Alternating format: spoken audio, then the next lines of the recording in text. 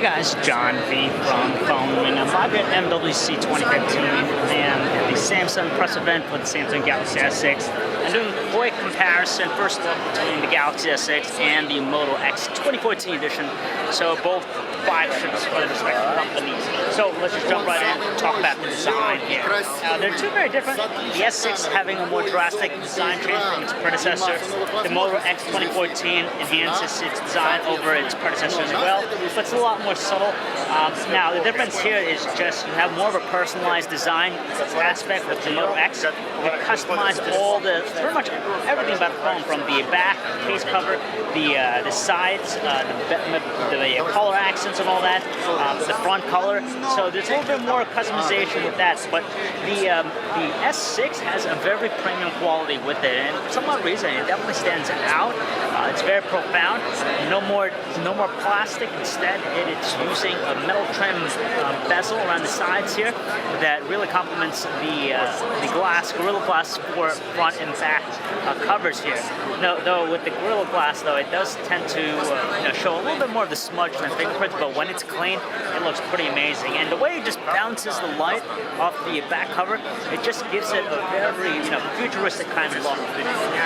But surprisingly enough, the S6 is both pretty much actually both handsets are pretty much close to one another in terms of overall size.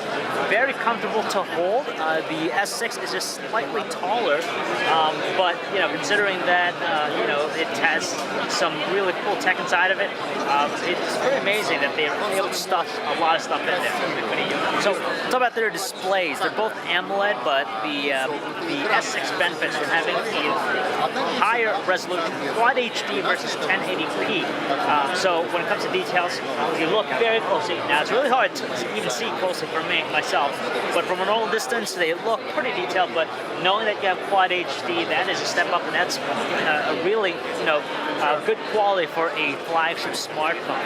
But being AMOLED, they both exhibit pretty much the same qualities. You have their wide view angles, their oversaturated color reproduction, but we still kind of like the S6 display a little bit more. The cameras, they're both different. The Moto X has I believe a 13 megapixel camera versus the S6's larger 16 megapixel camera. The S6 has built-in optical image stabilization.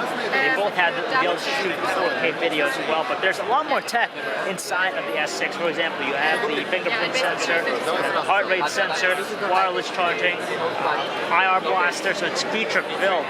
The Moto X prides itself in the experience. We do like how it's simplified, close to stock, and both handsets run very smoothly. For being a customized, interface, TouchWiz runs surprisingly as snappy as the Moto X experience here.